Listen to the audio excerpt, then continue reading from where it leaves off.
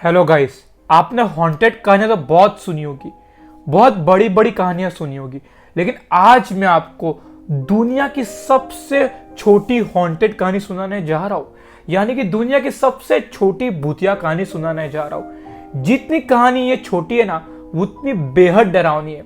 अपने रिस्क पे सुनना और ज्यादा से ज्यादा शेयर भी करना। बेहद बुरी तरह यह कहानी घटी थी, और जिसके साथ घटी थी ना, वो तो अपनी 7 पीढ़ी भी नहीं भूल सकेगा। आने वाली 7 पीढ़ी भी वो कहानी को नहीं भूल पाएगी। ऐसी दर्दनाक कहानी घटी थी। 10 साल के बच्चे के दिमाग में कुछ ऐसी ऐसी थॉट्स आई थी ना, कि उसको आज तक वो भूल नहीं पाया होगा। तो चलिए कहानी की शुरुआत करते बिना कोई टाइम गवाए।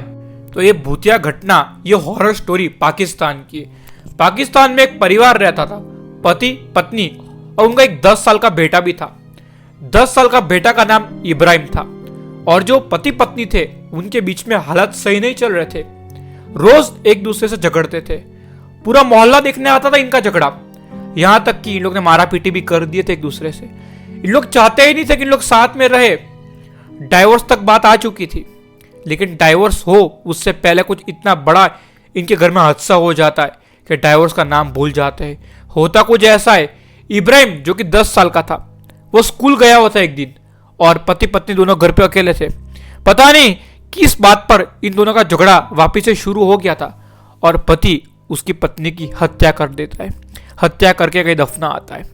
जब वो घर लौटता है तो वो ये सोच में पड़ जाता है कि ये मैंने हत्या तो कर दी, इतना बड़ा गुनाह कर दिया, पर अब मेरे 10 साल के बेटे को मैं क्या बताऊंगा कि उसकी मम्मी कहाँ गई।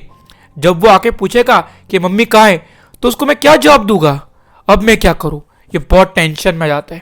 ठीक 2 घंटे के बाद उसका बेटा इब्राहिम स्कूल से लौटता है, पर उसके पापा को कुछ नहीं पूछता है, कुछ भी नहीं पूछता है उसकी मम्मी के बारे में। और ये देखते हुए हैरान हो जाता है उसके पापा कि इसने मेरे को कुछ पूछा नहीं कि मम्मी किधर है, इसको कुछ पड़ी नहीं है क्या इसकी मम्मी की। ये कंफ्यूजन में आ गया। ऐसे करते करते 2 से 3 से 4 से 5 दिन हो गए। एक भी दिन इब्राहिम नहीं पूछता है कि मम्मी कहाँ है। और आखिर में संडे आता है। संडे वो खाने के टेबल पे, यानी कि डाइनिंग टेबल जो होता है ना, उस पर बैठा था। उसके पापा को ऐसा पूछता है कि पापा, इतने दिन से आप मम्मी को कंधे पे बिठा के क्यों घूम रहे हो। यह सुनने के बाद तो उसके पापा पागल से हो जाते हैं कि मम्मी को मरे हुए तो उसकी इतने इतने दिन हो गए, कंधे पे बैठ के, मतलब वो समझ जाता है कि इसकी मम्मी भूत या आत्मा बन के आ चुकी है। फिर आगे क्या हुआ आपको जानना हो तो कमेंट सेक्शन में याद रख दो। मैं सेकंड पार्ट भी ले आऊंगा इस स्टोरी का। अगर कहानी अच्छी लगी हो तो लाइक और सब्सक्राइब भी कर देना। स्टोरी बहुत लंबी है, कमेंट सेक्शन में जरूर यस लिखना, तो आपका पार्ट 2 भी मैं ले आऊंगा।